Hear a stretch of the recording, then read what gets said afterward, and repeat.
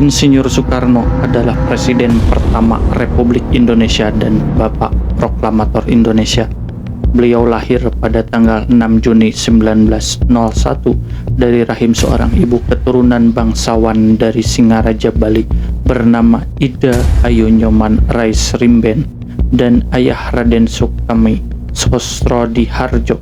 Sukemi menyematkan nama Kusno ditambah nama belakang dirinya kepada putranya. Kehadiran Kusno telah melengkapi kebahagiaan keluarga kecil.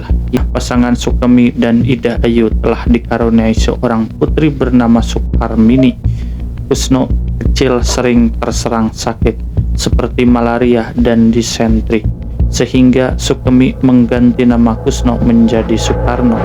Tradisi mengganti nama anak sakit-sakitan memang lazim dalam kepercayaan Jawa. Saat beranjak dewasa, Kusno baru memahami bahwa kata Soekarno ternyata diambil dari salah satu tokoh pewayangan, yaitu Karno. Menurut Sukemi, Karno berdasarkan pada kepercayaan itu, Ida Ayu berpesan pada putranya agar selalu ingat bahwa dirinya adalah putra Sang Fajar. Kelahirannya juga menandai suatu abad baru, yaitu 1901 yang merupakan awal abad ke-20. Lebih dari itu, abad ke-20 juga menjadi awal zaman baru sekaligus tonggak nasionalisme di kalangan penduduk Bumi Putra yang dimulai dari kaum intelektual. Satu hal yang unik dari masa kecil Soekarno adalah kegemarannya mengumpulkan bungkus rokok Westerman keluaran Inggris. Kegemaran itu bukan tanpa alasan. Soekarno kecil ternyata mengagumi Mary Pickford, Tom Mix, Eddie Polo, Fatty Arbuckle, Bayerly Baine, dan Francis X. Gambar-gambar idolanya itu ditempelkan di dinding kamar. Soekarno menjaga kumpulan gambar itu dengan nyawanya karena itu adalah harta yang dimilikinya untuk pertama kali. Kebiasaan mengumpulkan gambar rupanya berlanjut sampai dewasa. Soekarno gemar mengumpulkan lukisan-lukisan yang indah. Selain gemar mengumpulkan gambar-gambar idolanya, Soekarno juga selalu mengikuti sang ayah menonton pertunjukan wayang kulit Purwa. Ia senantiasa duduk di dekat kotak wayang atau di belakang dalang saat pagelaran berlangsung. Kelak Soekarno dikenal sebagai pemimpin yang memiliki kecintaan dan penghayatan tinggi terhadap seni. Soekarno mulai pendidikan formal di Sekolah Angkaloro, sekolah dasar kelas 2 untuk anak-anak Bumi Putra dengan lama pendidikan 3 tahun. Ketika itu ayahnya sedang bertugas di Sidoarjo.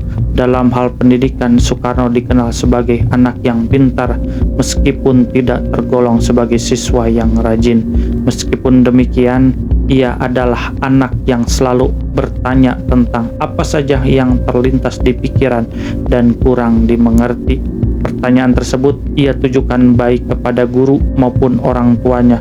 Beruntung ayahnya adalah seorang guru sehingga pertanyaan-pertanyaan Soekarno kecil dapat terjawab dengan baik.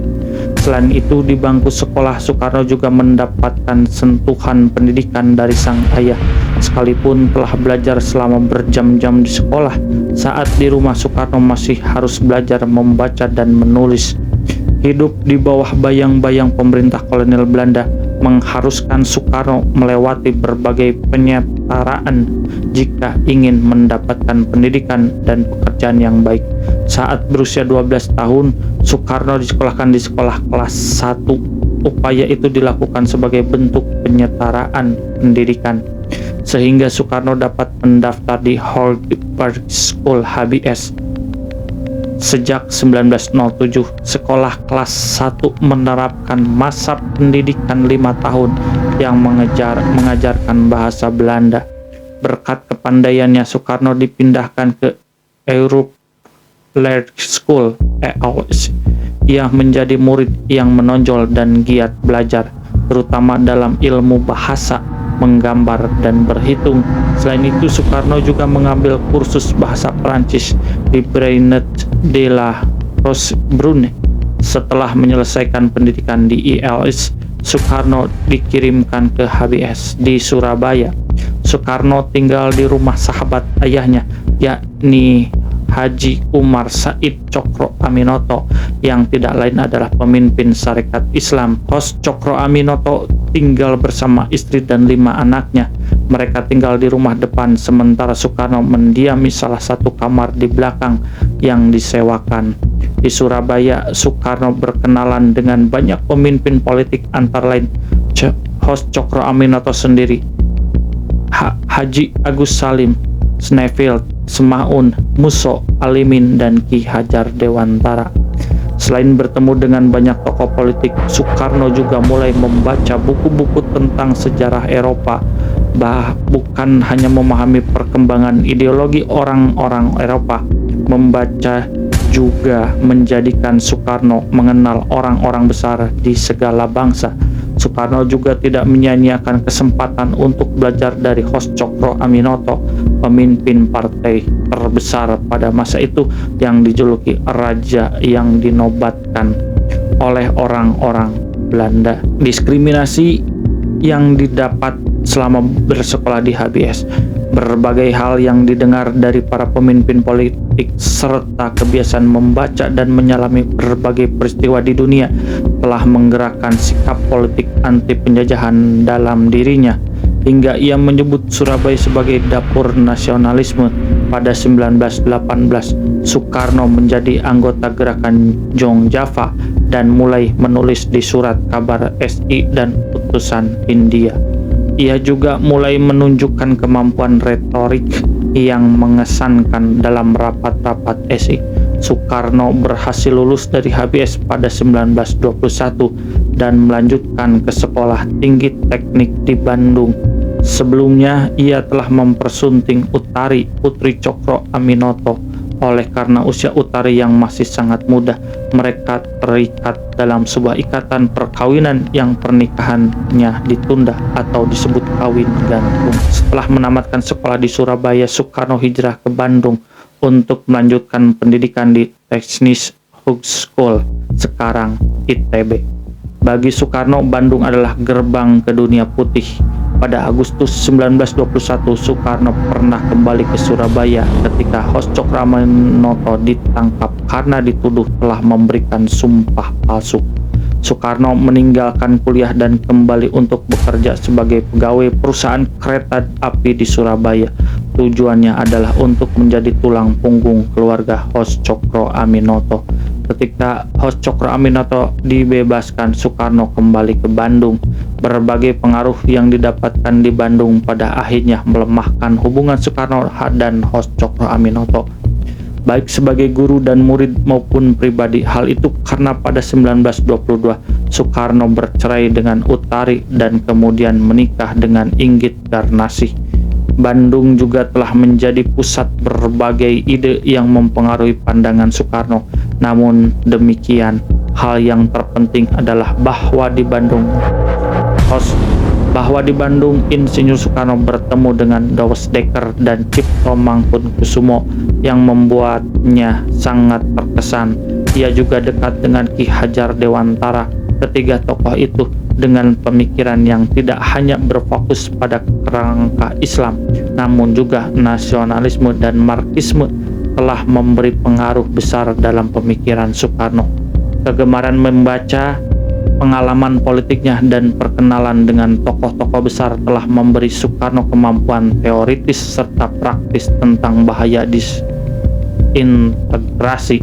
Oleh sebab itu, pemikiran-pemikiran Soekarno selalu diarahkan pada perjuangan dalam rangka persatuan.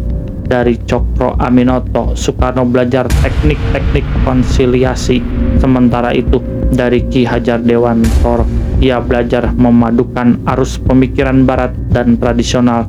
Meskipun Soekarno tidak menerima teori Marxis secara total, namun Marxisme, Alimin, dan Semaun telah memberinya persepsi tentang imperialisme sebagai sistem kekuasaan serta perlunya pengakuan atas perjuangan imperialisme. Soekarno menangkap sesuatu tentang romantisme dan revolusi yang tidak dapat diprediksi dari Tan Malaka. Dari Dawes Dekker, ia menarik konsep utamaan revolusi nasionalis dan mengikat rakyat India menjadi satu kesatuan. Konsep-konsep yang telah ia serap baik dari guru maupun dari sesama tokoh perjuangan serta pengalaman empirik selama bertemu dengan rakyat dari berbagai kalangan telah menjadi peletak dasar pemikiran Soekarno, yaitu Marhainisme 1945. Soekarno Muhammad Hatta Rajiman Wadiodiningrat diundang oleh Marskal Terauchi ke Dalat, Saigon, Vietnam. Usai pertempuran tersebut, Soekarno menyatakan bahwa kemerdekaan Indonesia tidak perlu mengganggu. Pada 17 Agustus 1945, pada 1948 di Yogyakarta, Soekarno menegaskan bahwa dalam kemerdekaan Indonesia, nasionalisme adalah perekat yang menyatukan rakyat dalam mencapai cita-cita kemerdekaan, yaitu tidak memihak, makmur, dan masyarakat terhormat berdasarkan ideologi Pancasila. Hal itu wajar karena apa yang disebut sebagai negara, bangsa, dan rakyat Indonesia tidak sebenarnya merupakan hasil dari proses sejarah yang panjang yang melibatkan berbagai elemen sosial di Nusantara. Sejak diberlakukan Undang-Undang Dasar Sementara UUDS 1950, Soekarno tidak lagi berperan sebagai kepala pemerintahan, melainkan hanya sebagai kepala negara. Jadi secara konstitusional, wewenang Soekarno sebagai presiden telah dibatasi. Namun demikian, sampai dengan pemilu 1955, pemerintah Indonesia masih mencari dasar yang kokoh bagi demokrasi parlementer karena persoalan politik, ekonomi, dan ancaman disintegrasi. Pada 1956, Soekarno sebagai kepala negara melakukan kunjungan ke beberapa negara, antara lain untuk mencari dukungan atas penyelesaian persoalan Irian Barat. Namun setelah kembali ke Indonesia, Soekarno justru menghadapi ancaman disintegrasi akibat gerakan separatisme, perpecahan politik, ketidakmampuan Badan Konstituante dalam menyusun konstitusi, serta perdebatan seputar kebudayaan nasional yang tidak kunjung menemui titik temu. Berdasar pada persoalan-persoalan tersebut, Soekarno menyampaikan konsep demokrasi terpimpin Goebbels. Hal itu didasarkan kondisi objektif bahwa dengan sistem demokrasi liberal, bangsa Indonesia berada dalam situasi konflik yang sangat keras yang mengancam integrasi nasional. Pada 21 Februari 1957, Soekarno mengumumkan konsepsinya mengenai demokrasi terpimpin dan disaksikan oleh 900 tamu. Ia membagikan refleksi sementara mengenai demokrasi terpimpin di Istana Negara Jakarta yang juga disaksikan oleh ribuan orang di lapangan Merdeka. Pidato dilaksanakan pada pukul 8 malam dengan harapan disaksikan oleh para elit bangsa. Soekarno konsisten menempuh jam yang mengarah kepada penerapan demokrasi terpimpin dengan melibatkan partai politik dari semua aliran termasuk Partai Komunis Indonesia. Pelibatan PKI itulah yang kemudian menimbulkan keberatan dari partai politik berideologi Islam seperti Majelis Syuro Muslimin Indonesia Masyumi, serta juga harus menghadapi reaksi keras negara-negara barat. Meskipun demikian, dengan maksud untuk mengkonsolidasi seluruh kekuatan, pada 17 Agustus 1957 Soekarno menyinggung tentang konsepsi demokrasi terpimpin dan menyebut 1957 sebagai tahun keputusan. Pada 19 Juni 1959 Soekarno kembali ke Indonesia dari kunjungan ke luar negeri. Kedatangan Soekarno di Bandara Kemayoran disambut oleh para anggota kabinet dengan pengawalan ketat. Pada saat itu Soekarno menyampaikan bahwa beberapa hari ke depan ia akan mengumumkan pernyataan penting pada 2 sampai 3 Juli 1959. Soekarno membacakan dekret presiden yang kemudian dikenal dengan Dekret Presiden 5 Juli 1959. Beberapa poin penting dalam Dekret Presiden 5 Juli 1959 antara lain pembubaran Dewan Konstituante dan mengembalikan Konstitusi Indonesia pada Undang-Undang Dasar 1945. Pada 6 Juli 1959, Perdana Menteri Juanda mengajukan pengunduran diri yang juga menandai penerapan sistem pemerintahan presidensial sebagai amanat Undang-Undang 1945.